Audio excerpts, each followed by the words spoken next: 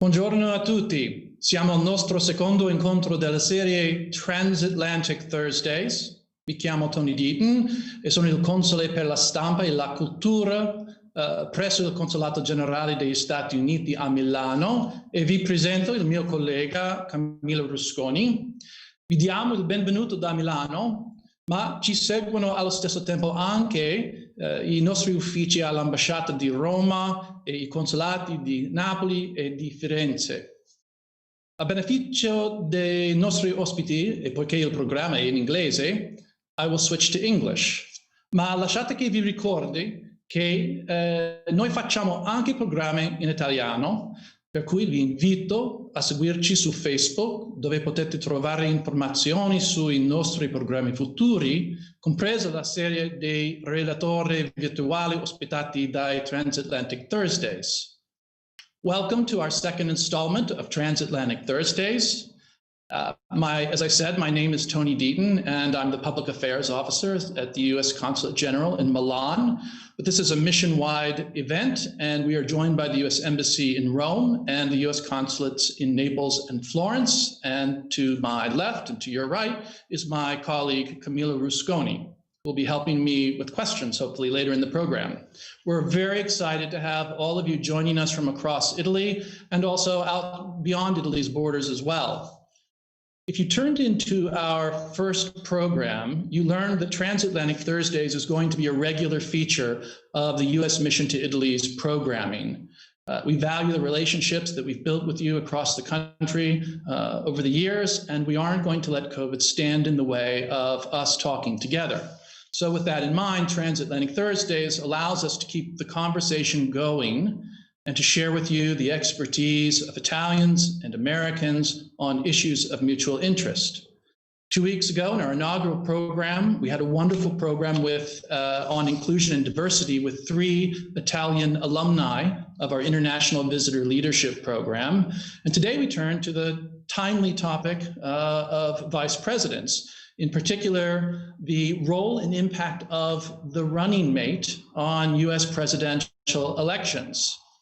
We're very fortunate to have 2 special guests with us today. Joining us from the United States, Doctors Christopher Devine and Kyle Kopko, who have co-authored 2 books together, Do Running Mates Matter? The Influence of Vice Presidential Candidates in Presidential Elections, and also The VP Advantage, How Running Mates Influence Home State Voting in Presidential Elections.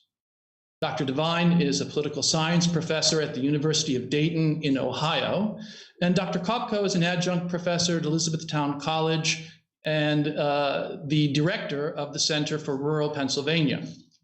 Now, following the presentation, our guests will remain on the line to answer your questions, but you won't have to wait till the end of the program to ask your question. At any point during the program, you can type your question into the comments section on the Facebook platform or the YouTube channel where you're viewing this.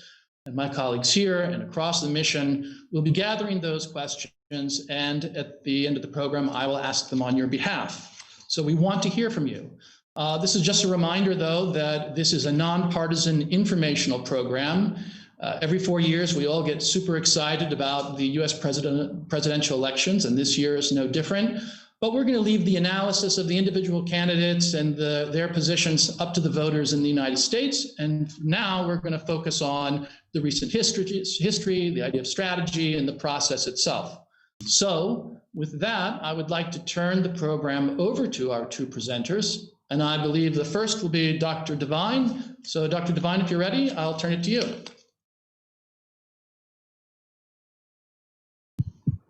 Yes, thank you, Tony. So I want to thank everyone for this opportunity. Kyle and I are very excited to be here. We want to thank especially the U.S. Mission to Italy, Tony Deaton, Sophie Dvorak, Margarita De Amici.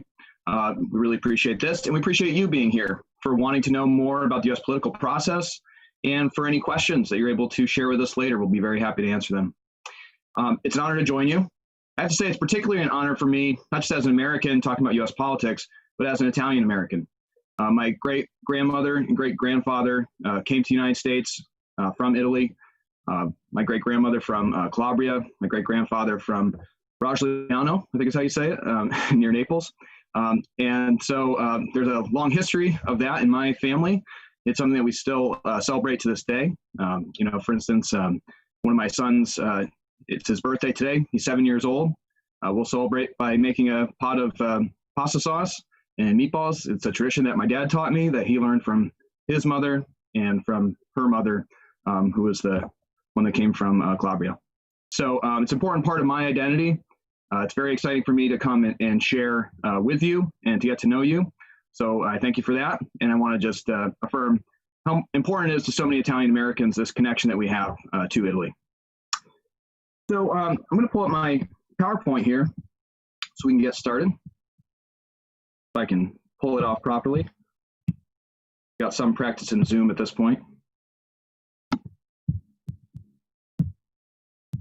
Yeah, there we go.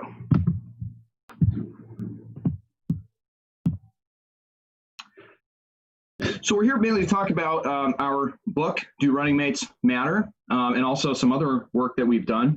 In fact, we have two books on this, as Tony was mentioning. Veep Advantage was our book in 2016, and now this one in 2020. You know, this project goes back to a previous presidential election, 2008, when Kyle and I were in graduate school at Ohio State, getting our PhDs in political science. And right after Sarah Palin was picked as John McCain's running mate, we were actually doing some traveling together. And we got into a conversation about whether that was the right choice for John McCain in that critical election he was running against Barack Obama, who had already picked Joe Biden as his running mate. And we heard a lot of people saying things, and this gets to why we wrote the book.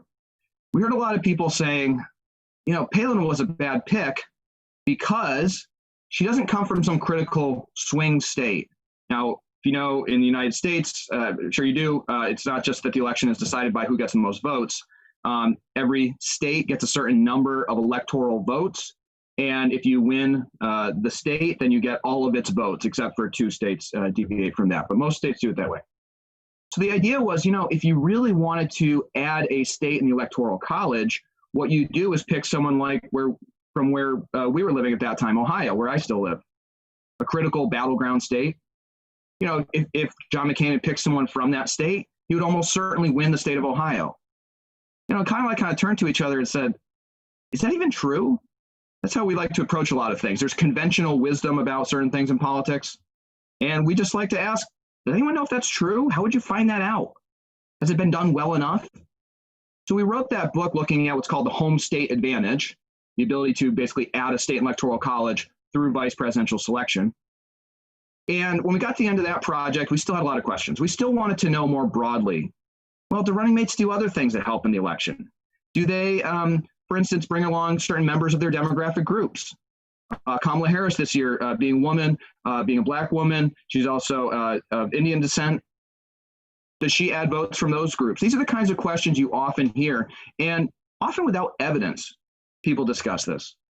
What Kyle and I wanted to do is put that to the test and see, you know, do running mates really have that much influence on the election as much as people think that they do? And maybe they do, but if they don't, wouldn't it be good to know? Wouldn't it be good to make sure that vice presidents are not being picked for the wrong reasons? If they aren't so electorally helpful, maybe presidential candidates should focus more on picking someone who's qualified, who can do a really good job as vice president. Now, that might sound ironic. If you know anything about the U.S. vice presidency, this is the second reason why it's important to study this. You may know that the U.S. vice presidency is not nearly as powerful as the U.S. presidency. In fact, if you look at the role of the vice president in the U.S. Constitution, it seems like next to nothing that they do. They're the official presiding officer of the U.S. Senate. By the way, they don't even usually do that. They don't usually show up at the Senate. But they have that role, constitutionally speaking. If there's ever a tie in the Senate, a 50-50 tie, there are 100 senators, the vice president breaks the tie. Doesn't happen that often. Of course, the big possibility where this becomes really high stakes and something that's been on the mind of some Americans in this election, for both candidates really, given kind of health circumstances, the issue of presidential succession. One last responsibility of the vice president, constitutionally speaking, is that if the president were to die or become incapacitated, resign, be unable to fill the office for any reason, the vice president takes over. This is what John Adams was speaking to. He's our first vice president to George Washington for 2 terms. And he described this role in a really memorable way. I am vice president. In this, I am nothing, but I may be everything. In other words, my day-to-day duties, not very much. But what could happen? Ask Harry Truman, ask others who have had to take over the office, Lyndon Johnson, could be very significant. Now, that's not fully true today, the I am nothing thing. What's interesting is that the constitutional role of the vice president has not changed at all. There have been no powers added over time. However, the powers have not changed over time, but the informal powers of the vice president have changed over time, really since the 1970s. So Jimmy Carter was the president. He chose Walter Mondale as his vice president and told him, I want you to be a consequential part of this administration. And he was. He was very consequential. And that role worked very well. And it's something that continues to this day, where essentially, in short, what the vice president does, they advise the president, they're a high-level advisor. They're there at every high-level meeting. They have an office right in the West Wing of the White House, right in the thick of it. And they often serve as a liaison for the president to either other countries and foreign affairs. They might travel abroad to represent the United States, or they can serve as a liaison to Congress or to governors and working with the states. We're seeing this right now with Mike Pence as the Vice President of the United States. He is head of the coronavirus task force, influencing policy on that, but also working very closely with governors throughout the United States. When Joe Biden was vice president, and there were big budget negotiations where the Obama administration was trying to work out ways to pass a budget with the U.S. Congress, which was led, at least the House was led at that time, by Republicans. It was Joe Biden who went to Congress and negotiated for the Obama administration on its behalf to Congress. So it's a very powerful role these days, as much as it's often treated as a joke. And that's why, again, it's important to us to grapple with this question of, what standards should be used for vice presidential selection. Should, as has often been the case in the past, look at the Electoral College here, should vice presidents be chosen for the reasons they used to in, kind of John Adams' day or throughout the 1800s, early 1900s? They were typically picked in order to win a swing state, like I was talking about earlier. You need to pick up whatever might be a valuable state, Wisconsin or something like that, pick someone from Wisconsin. Is that a smart strategy? What about trying to pick up some of these other groups that I mentioned earlier? In order to help inform the campaigns about the reasons for choosing a running mate, we have to do this research to figure out, well, what do they actually do? Do they bring along states? Do they bring along demographic groups? Do they bring along, say, ideological groups within a party, for instance?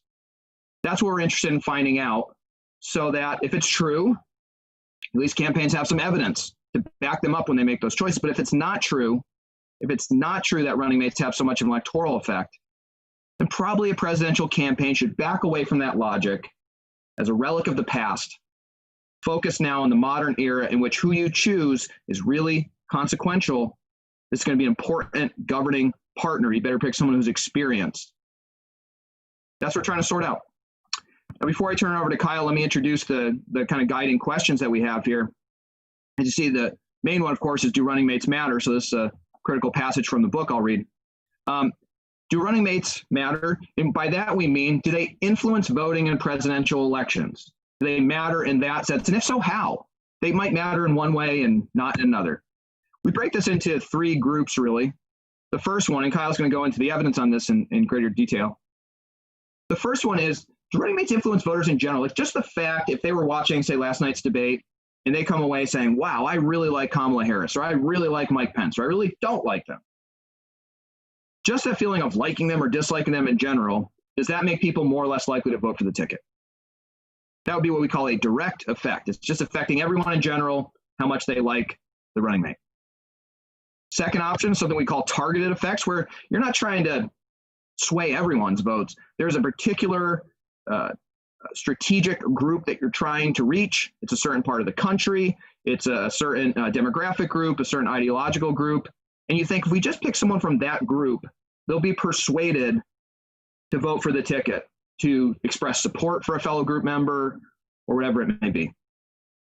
The last one, and this is the one I think from the start we believed was most likely, as Kyle will describe, it's really the one that shows up the most in our evidence, is what we call indirect effects, that the choice of a running mate can influence how people look at the presidential candidate, what they think of that person's qualities, ideology, other aspects of who the presidential candidate is and what choice actually faces people as they go into this election. So what does the evidence say? I'm going to turn it over to Kyle, and he will tell us a little more about it. Thank you very much, Chris. I appreciate it. And hello, everyone. My name is Kyle Kopko, adjunct professor of political science at Elizabethtown College. It's truly an honor and a privilege to be with you today. And believe me when I say that Chris and I wish that we could be there with you in person. We hope that you and your loved ones are well during this trying time. I'm not an Italian American, but this is something that's very important to me and my family. My wife is an Italian American, and her ancestors came from Naples. So to all of our friends from Naples, hello, thank you for tuning in today and being with us. Their surname was Pecora, and it's something that's very important in our family, many Italian traditions, particularly around the holiday season, and we're just grateful for this opportunity to be with you all today. And so we're going to now discuss our empirical findings from the book. As Chris mentioned, one of our goals was to actually subject commentary and political observations to empirical scrutiny. Does this withstand any sort of statistical results or findings? And the first set of effects I'd like to discuss are direct effects. And we'll have a PowerPoint slide up on this here momentarily. But the first idea that we wish to test is whether or not a vice presidential candidate directly influences the perception of voters. So one way of thinking about this is whether or not voters are going to the polls to vote for or against vice presidential candidates. And what we find more often than not is that's just not the case. Primarily, vote choice based upon decades worth of empirical data indicate that presidential candidates are the ones that primarily drive vote choice. And that makes sense. The office of the President of the United States is the most consequential. The President is the one picking the Vice President. They are driving policy decisions, so on and so forth. The Vice President is there to help advance the President's agenda. But that's not to say that vice presidential candidates are totally inconsequential. That's not the case. What we find is that presidential candidate evaluations are roughly 3 to 4 times more powerful than vice presidential candidate evaluations. So what does that mean exactly? Well, you could theoretically have a vice presidential candidate that significantly influences voters. But again, consider this in relative terms to the presidential candidate. In order for a vice presidential candidate to have a substantial effect on voters, they would have to be relatively popular or unpopular compared with the presidential candidate. They would have to be at the extremes. And ultimately, we find that that's generally not the case in most presidential elections. And I'll ask Chris to advance the slide, and we'll share one more graphic here to help illustrate this point.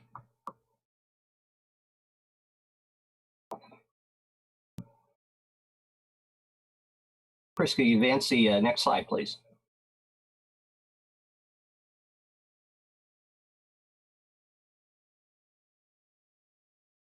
It is showing that I'm sharing the screen, but it's not. I don't see it coming up. Well, that's okay. I'll describe then some of our general empirical findings here.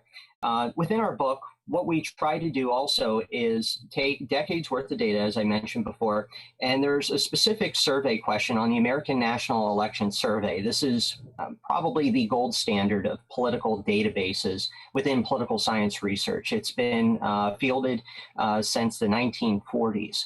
And it's still being updated today out of the University of Michigan. And as part of this survey, respondents are asked why they might vote for a particular candidate. Is there anything that they liked or disliked that would influence their vote choice? And we were able to examine some data about likes and dislikes of vice presidential candidates. And generally speaking, very few voters mention the vice presidential candidate as a reason for liking or disliking the Republican ticket, Democratic ticket, or voting in general. Now, there are three general exceptions. There were a number of voters who mentioned vice presidential candidates in 1972, 1984, and 1988. And you can see that now on the YouTube and Facebook feed. So what was going on in these particular election years?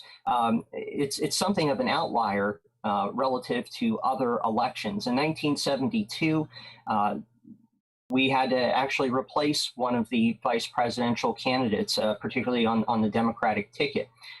Thomas Eagleton was essentially forced to withdraw as a vice presidential candidate, and he was replaced with Sergeant Shriver instead. This was attributed to a failed vetting process in that particular election year. It came to light that Eagleton was suffering from depression and also received electroshock therapy at the time. And during the height of the Cold War, there were serious questions in the media and among voters about whether or not that was a wise selection. And so for that reason, a number of voters mentioned the selection of a vice presidential candidate in that year. The next time we see that would be 1984, very much a historical election year. That's whenever Walter Mondale selected Geraldine Ferraro as his running mate, the first time a woman was selected as a major party's vice presidential candidate. So that was something that was widely covered in American elections and certainly resulted in some sort of acknowledgement among survey respondents in 1984. And then just 4 years later, in 1988, whenever Dan Quayle was selected as George H.W. Bush's running mate. At the time, there was a perception that Quayle was young and experienced, so on and so forth. And interestingly enough, though, 4 years later, whenever Bush and Quayle were running for re-election, his candidacy was not often mentioned by voters as a reason for liking or disliking that particular ticket. So overall, if you look historically, less than 5% of respondents mention vice presidential candidates either in positive or negative terms as a reason for voting for or against a particular ticket. So overall, there isn't a lot of empirical evidence to suggest that vice presidential candidates directly influence voters on a regular basis. Not that it can't happen, but it's pretty rare based upon the data that we were able to gather. Next slide, please. This leads to our second type of an effect, what we call targeted effects. And Chris alluded to this earlier. So is it the case that vice presidential candidates are able to attract voters from a certain demographic group? And will those voters then support their presidential ticket? So here is a picture of Geraldine Ferraro, as I mentioned before, the first woman vice presidential candidate nominated for the Democratic ticket in 1984. So, for example, did the selection of Geraldine Ferraro bring more women voters to the Democratic ticket in 1984? And what we're able to do is essentially establish a time series or a rolling cross-sectional analysis where we're able to compare the influence of women voters or other demographic groups over time. It's not just gender, it's also religion. We've had a number of Catholic running mates over time. We had one Jewish running mate in 2000 with Senator Joe Lieberman. What about geographic influence? Would home state voters or home region voters support a particular vice presidential candidate? And after we account for all the typical types of effects that might influence vote choice, like a voter's partisan identity, their stated ideological preferences, socioeconomic status, things of that nature, we find very little evidence that these subgroups of voters are attracted to vice presidential candidates who share that same demographic characteristic. We don't find a lot of evidence for these targeted effects. It occasionally can happen, but it's rare. It's nothing that happens with regularity throughout presidential campaigns. Chris, the next slide, please. And finally, and this is where we believe we find the most significant effects of a running mate. It's what we call indirect effects. And this visualization here, I think, encapsulates what we tend to show through our empirical analysis. Essentially, it's the selection of a running mate influences how voters perceive the presidential candidate, which then in turn influences vote choice. So think about it this way. The selection of a running mate sends a signal to voters. It says something about the presidential candidate's priorities, what they value. So that information is important to voters. So if we think back to our findings about direct effects, where evaluations of the presidential candidate are most influential in determining vote choice, this is very much in line with that finding. Here, it's not so much that voters are voting for or against the vice presidential candidate, but rather the selection of a vice presidential candidate provides greater context and greater information for the voters about the presidential candidate.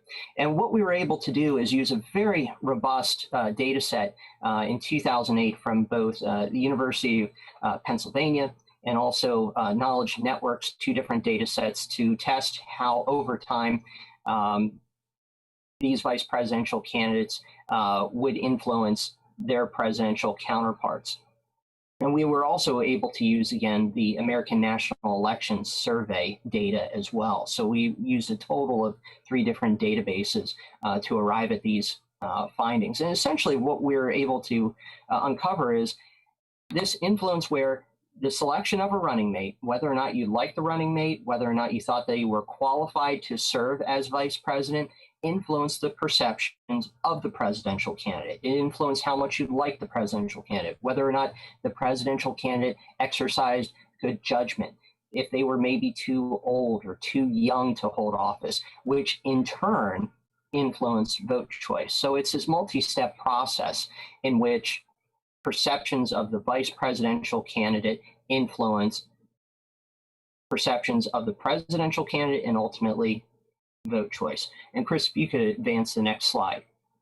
Here's a great example from 2008 where perceptions of Sarah Palin and Joe Biden influence perceptions of John McCain and Barack Obama, respectively. So for example, if you did not believe that Sarah Palin was qualified to be vice president, that meant that you were less likely to say that John McCain exercises good judgment, which in turn means that you're less likely to vote for the Republican ticket. Conversely, if you thought that Sarah Palin was a great choice, you're more likely to say that John McCain exercises great judgment, and therefore you're more likely to vote for him.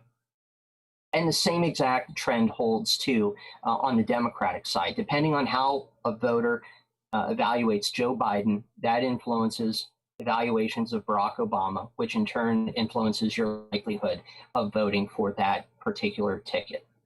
Next slide, please. And so I think this raises a great question here. I'm going to turn this back over to Chris for the next few slides. Thank you. Thank you very much. So this will be the last slide before we take questions. And we wanted to address what could be a delicate question, which is, did Joe Biden make the right choice by picking Kamala Harris as his running mate? Now, as Tony described, this is a nonpartisan event. And frankly, you know, I'm in the classroom, Kyle's in the classroom. We're used to kind of doing this where, you know, the point isn't to say, do I like this choice? We're coming at this from a strategic position. So instead of, in other words, I often describe it, you know, we're being analysts rather than advocates. That can be a separate part of life. For what we're doing here, I want to analyze just quickly, from a strategic point of view, did Kamala Harris make sense for Joe Biden? And you have to ask in that case, what were the strategic goals? Now, if Joe Biden or any presidential candidate were expecting the choice of a running mate to dramatically change the trajectory of an election, that person's probably making a mistake. our evidence shows, as Kyle was just describing, that would be really setting the expectations too high. At the same time, as we've seen, the choice can help marginally, but can help the presidential candidate. So what might Joe Biden's goals have been? First of all, as Kyle's just speaking to, he wants to demonstrate good judgment, show that he's a responsible leader. Now, again, I'll leave a lot aside about how you make that judgment, but in terms of this choice, did he at least pick someone who was clearly qualified to be vice president of the United States and potentially, if something were to happen to him, the president of the United States? I think we could say the same thing about Kamala Harris that we could about Mike Pence, both of whom we'll talk about more, I think, coming up. She certainly had what would be a traditional kind of level of experience to be a vice president of the United States, serving currently as United States Senator, although in her first term, but prior to that, had served for 2 terms as Attorney General of the largest state in the United States, California. Prior to that, she was elected as District Attorney. She had served as a prosecutor. Certainly seemed like someone who had about the right level of experience.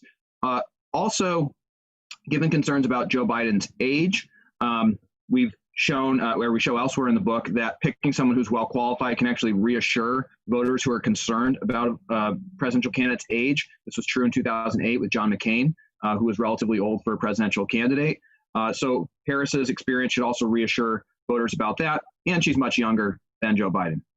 Another issue to consider, one thing that we didn't quite get to, the indirect effect evidence, but I can just describe, is that the choice of a running mate shifts perceptions of the presidential candidate's ideology. If I were to ask you, where's Joe Biden on the ideological spectrum, at least in U.S. politics? Is he a centrist? Is he right in the middle of U.S. politics? Is he well to the left? Is he somewhere in between? Most people would locate him, kind of at that midpoint, between centrist and the most liberal, say Bernie Sanders, someone like that. Kamala Harris is probably a little farther left than that, depending on how you measure it. But she's never been someone who's been really associated in a very clear way with the left wing of the Democratic Party, like Bernie Sanders or like Elizabeth Warren. She's also not a centrist if you look at her voting record. So she's somewhere in between, which is kind of where Biden has traditionally been. So I think it fits in that sense. And if he wants to reassure both wings of his party, which was, fairly divided in the 2020 Democratic primaries, Harris would seem to fit well with that. She's not someone that the Bernie Sanders wing, the left wing of the party, really saw as one of their own and was, thrilled about. But that also meant that the centrists weren't furious about it, feeling like they had lost, and vice versa. The left wing wasn't feeling like they had lost, that they might have felt actually in 2016 when Hillary Clinton picked a centrist in Tim Kaine. So what are his goals? To unify the party, to demonstrate leadership, balance himself on age for voters who are concerned about that. She seemed like a good strategic choice for that. I also think Biden was probably factoring in how she'd perform on the national stage, which is what we saw last night, and we can discuss. In fact, on that point, let's open up for questions. We look forward to hearing any that you may have.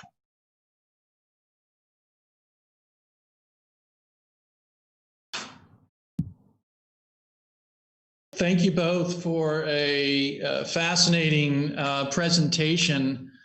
I have to say that I've always been of the mind that, the vice presidential candidate did have a direct impact. And I have always sat around with my friends when each election cycle going, oh, this person, should they pick it from the Midwest? Should it be from the South, the Northeast? So it's very interesting to hear that information, and there's something, it feels counterintuitive, but obviously the data bears the argument out.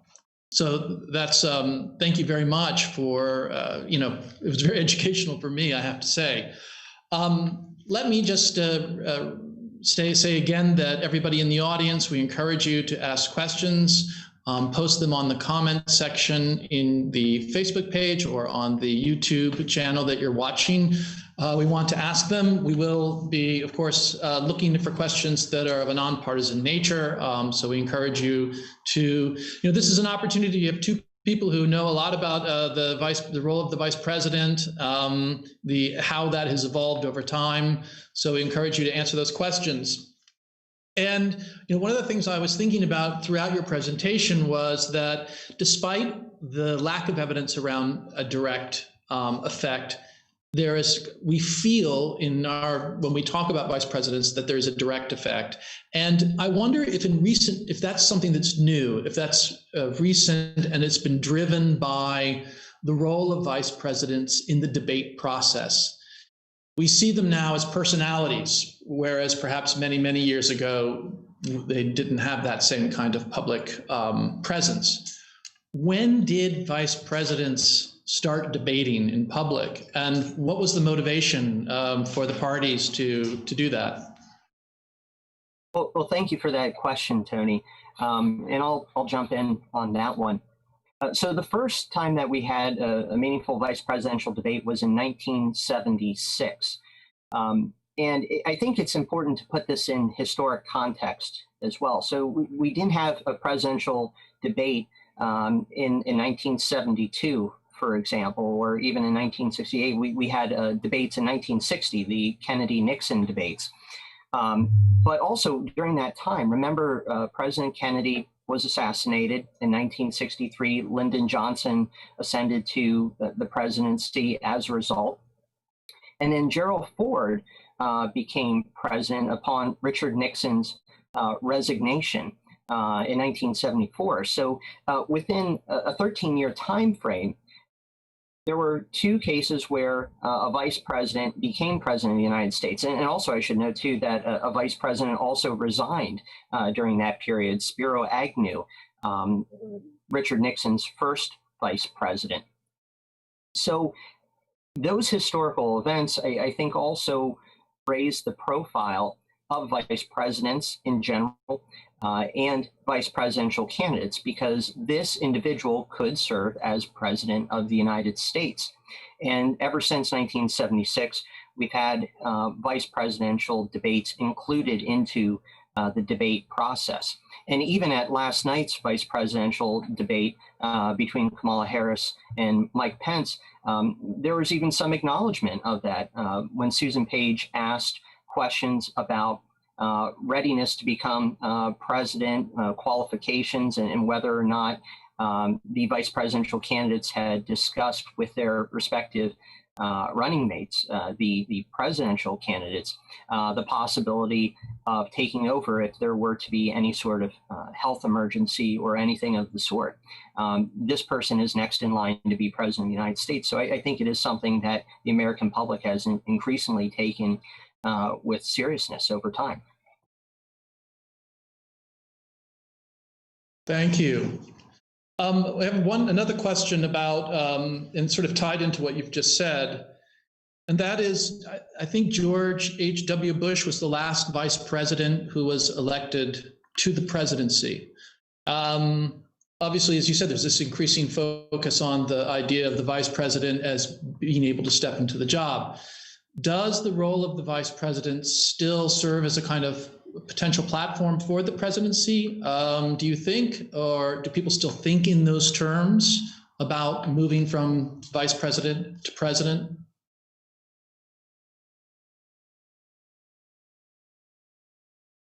I'll take that one. So, you know, it's interesting you point to George H.W. Bush in 1988. So he was Ronald Reagan's vice president for 2 terms, gets the nomination, gets elected president. First time that had happened in 150 years. That a sitting vice president, incumbent vice president, was elected directly to the presidency. Martin Van Buren under Andrew Jackson, 1836, was the last to do it. It's been pretty common, though, over the last half century or so, not before that really, but last half century or so, for the vice president to get the presidential nomination. Kyle was just referring to the 1960 debates. Richard Nixon narrowly lost to John Kennedy. Nixon was the sitting vice president at that time under Dwight Eisenhower. We've seen others since that time who, you know, were able to get the party nomination while serving as vice president. Al Gore would be another one in 2000 who also very narrowly lost. We also saw others who were able to parlay their time as vice president later on to a presidential nomination. Walter Mondale comes to mind, really the first truly powerful vice president. As I was mentioning earlier, he, after Jimmy Carter loses re-election in 1980, he's the heir apparent to run for the presidency in 1984, and of course loses quite badly. Some don't. You know, Dick Cheney, I don't think really had presidential aspirations. He was kind of reluctant to take on the vice president's job to begin with.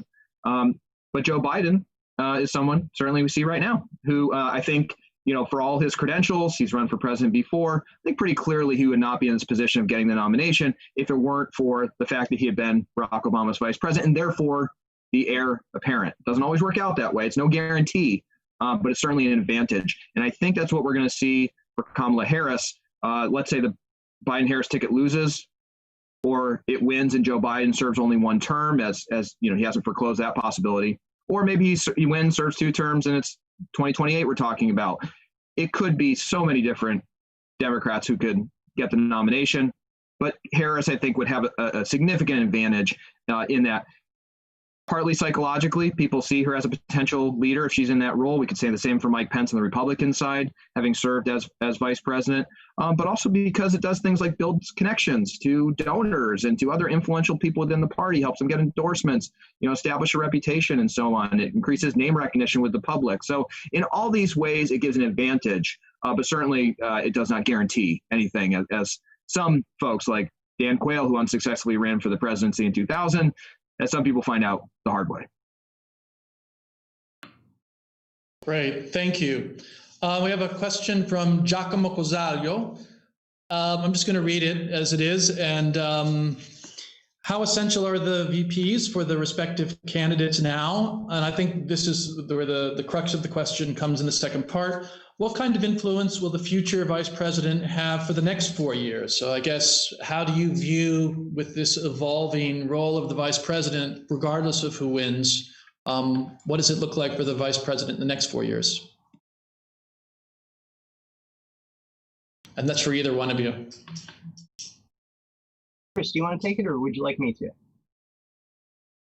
I gave my long-winded response last time. I'll give you a chance. Go for it. Sure. You know, I think it's fair to say that the role of the vice president has increased greatly over the past few decades, certainly, as Chris alluded to, since the Carter-Mondale administration. And I would also like to acknowledge scholarly work by one of our colleagues, Joel Goldstein, who's written a terrific book called The White House Vice Presidency that really digs into this topic in detail, how the office of the vice presidency has evolved over time. So I would encourage other viewers to pick up that book. It's very helpful. What we've seen as a trend is that vice presidents have taken on an increasingly larger role within the White House, a bigger policy portfolio, and serving more so as a chief advisor, perhaps the first and most important advisor to the president, depending on the dynamics of the administration. And I think that's going to continue to be the case for the foreseeable future. There are so many policy priorities that the president and the White House must address. And depending on the vice president's areas of expertise, it's going to be more important to delegate some of these important topics to the vice president, or even asking a running mate for policy input throughout the course of the campaign. But again, I want to emphasize this is about supporting the president or the presidential candidate. It's not usually the case that the vice president is the one out front making policy decisions. Certainly that can be the case if there is an arrangement for doing so. It might be interesting for some viewers to learn that in 1980, Ronald Reagan seriously considered the idea of asking Gerald Ford, the former president of the United States, to be his running mate. And there were serious negotiations for a short period of time around this issue. And Ford suggested a co-presidency of sorts, where he would have control over a number of policy issues, and that would just be his domain. And ultimately, Ronald Reagan decided against that arrangement along with his campaign staff and selected George H.W. Bush as his running mate, and the rest is history. But there is a precedent for that sort of thought process, and it will be interesting to see in the future if something like that were to take place in terms of the powers and roles and responsibilities of the office of the vice president. I did not know that about the Ford Reagan negotiation. That's fascinating. So we've got a lot of questions coming in about last night's debate, and without speculating on the individual candidates per se in terms of who won or who didn't win. I wonder if you all could maybe speak to, sort of, I think this will help answer some of the questions that we've gotten, the respective effective strategies that the candidates used in the debate. If you watch, I assume you did watch it. If you can speak to that. I don't know if Chris, if you want to try to take that as a starter, but yeah, effective communication strategies that the vice presidents used in the debates. Yeah, you know, I'm of the school that thinks that your best strategy is to be yourself a lot of times. Kamala Harris, I think, is who she was last night, and Mike Pence, the same thing. Very different styles. Mike Pence is calm, soothing voice. He used to be a radio commentator. He's someone who can explain Trump administration policies and the Trump reelection message in a way. So it's very different from the president. You know, I think that's kind of the point. It is that he was supposed to balance out Trump stylistically as well as with experience, things when he was put on the ticket. And you saw that very much last night. Whether you liked his message or agreed with it or found his interpretations correct, he presented it in a way with a communication style that was very much his own. That's who he is. Kamala Harris, for her part, she's a former prosecutor. That's kind of her style. If anyone's ever seen her, for instance, in Judiciary Committee hearings, the Kavanaugh hearings for the Supreme Court years back, we're going to see this coming up with Amy Coney Barrett nomination hearings. She's now been nominated by President Trump for the Supreme Court. That's kind of her style. Aggressive, pointed questions, making the case a little more animated than what we'd see from Mike Pence. Both draw a contrast to their running mate, to the presidential candidate. I will say in both those cases, a challenge for a vice presidential candidate at any point in the campaign, including in the debate, is to remember that it's not about them. For Mike Pence, for Kamala Harris, their role was not to promote themselves if they're doing their job right. It's not to promote themselves, and it's not to announce policy. The vice presidential candidate, his or her job, really, is to reinforce the presidential candidate, that candidate's message, that candidate's policies. You know, Kyle was just referring to George H.W. Bush in 1980. Some people thought that couldn't work, that couldn't happen, to have George Bush on the ticket, George Bush Sr. He had quite a contentious contest against Ronald Reagan in the 1980 Republican primaries, called his economic approach voodoo economics, so supply-side economics. He dismissed it as voodoo economics. He had a strong pro-choice position on abortion. Ronald Reagan was pro-life. When he got asked to be on the ticket, Reagan, essentially asked him just one thing, really, one big question: can you support my platform, the party's platform that I've approved? Bush said yes. As president, he backed up Reagan on those policies. Whether he was right or wrong, whether you like his leadership or not, I think he was, by all accounts, a very good vice president because he reinforced the president well. That's the role that you're seeing enacted at the debates. That's part of the communication strategy, I think, is to focus on reinforcement rather than going your own way. So in that sense, I think both of them did quite well at that last night. Thank you. We have a question about the issue of gender. So we've had Kamala Harris would be the third woman to be nominated to run on the ticket as a vice presidential candidate. There's been, both parties have nominated women for the role of vice president. Do you think there's any question in the past? Has there been a question, and is there a question now about readiness of Americans for a female vice president? Or do you think that that's sort of a moot point at this point, but maybe was a relevant point in the past? And to either of you. I can take that one. I think that there have been some opinion polls over time which suggested that some segments of the American public were not favorable of certain types of candidates from various demographic group backgrounds over time, at least in context of this campaign.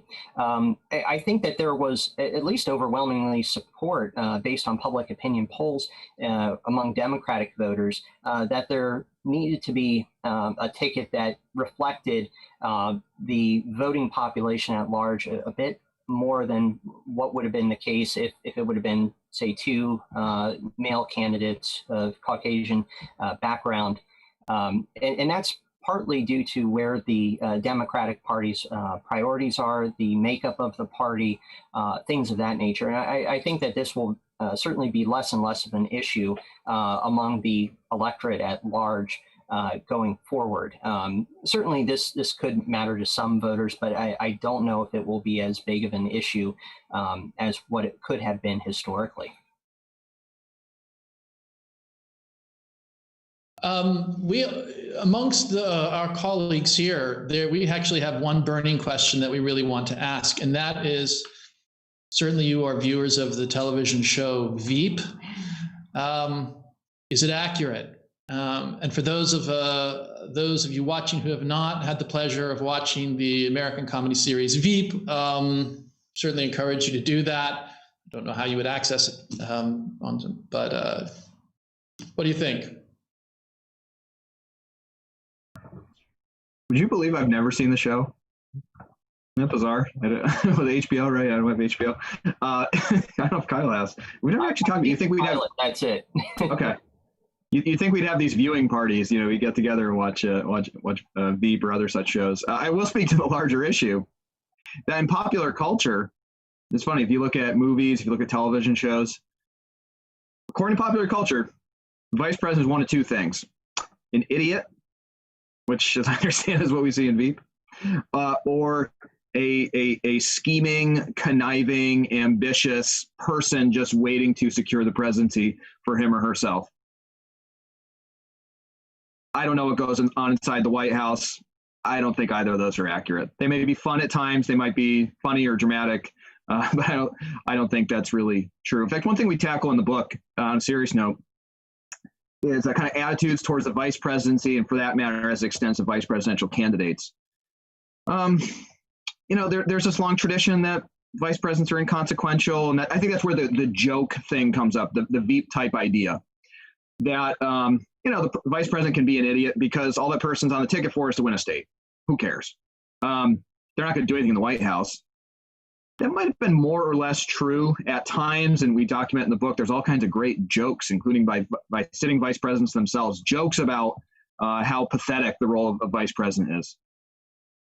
That's not true anymore. And I think we still have this lingering idea. It's like there's still the jokes, there's still the caricature, it's still fun to say that about the vice presidency. But then there's the modern reality. It's grown over time. It's a long historical process. Kyle was mentioning the White House Vice Presidency by Joel Goldstein. Can't recommend that highly enough. If you want to learn about the vice presidency, we focus more on vice presidential candidates. That's more on the vice presidency itself. We see that the role has grown more important over time, but particularly since the 1970s, what Goldstein calls the Mondale model, which no president is obligated to follow. They've just seen that it works very well, and so they tend to continue that. That has made the vice president a very important asset to a presidential administration. And I think it really cuts against that idea that the vice presidency is a joke. I think any presidential candidate who followed that line of thinking, kind of indulged the jokes and just went with it, would be very disappointed when getting into office to find that he or she had been deprived of a really critical governing partner. It will weaken the administration. In line with our findings, it'll probably make people see the presidential candidate or possibly subsequently the president as having worse leadership, worse judgment in its own right. And by the way, we were talking about successors earlier, whether that's through the succession process or it's just through the next election. One asset, too, of picking a good, serious vice president is that you have someone who can carry on your legacy, who could get elected to follow you and further enact your policies. So I think there are all kinds of reasons, as fun as the jokes may be, for all of us to take the vice presidency seriously, and especially a presidential candidate in line with our book's findings, not to get caught up in some of the myths of the role of the vice presidential candidate, focus more on the facts, and as we indicate, to find someone who's really going to be really good at the job and really credible to the American public. Thank you. Thank you. I think we have time for just one more question. Do you see a parallel growing importance in the role played by the vice president and first ladies? And if so, what could be the reason behind this? Kyle, I don't know if you want to take that one. That's a really good question, because first ladies, believe it or not, are even subject to public opinion polling. A lot of folks want to know how voters and members of the public react to the official or semi-official duties of the First Lady. I mean, obviously they are not elected. They have no official government power, although they do have a lot of informal power, much like the Vice President. And this is really up to every presidential administration to make a determination as to how the First Family in general is deployed. Certainly in the current administration, the First Family is front and center at so many political gatherings, policy events, things of that nature. But I think that this speaks to the evolving role of the office of the president, the White House in general. Over time, the presidency has become more and more powerful as an institution of American government. The president is able to exercise more unilateral power than what has historically been the case. And because of that growing power, there's only so much one person can do within a given day. They have to delegate a bit more. So if there is the opportunity to deploy the Vice President, First Lady, members of the First Family to be a surrogate on your behalf on any sort of issue. It doesn't have to be, something that's entirely symbolic. This could be, for example, the current president, Donald Trump's son-in-law, Jared Kushner, is, an advisor to the president, deeply involved in foreign policy and a number of other domestic affairs. There's only so much that can be done. And if you have a trusted ally in the White House, I think it makes good strategic political sense to deploy them to help advance your agenda, so that way you as the president are able to focus on other issues.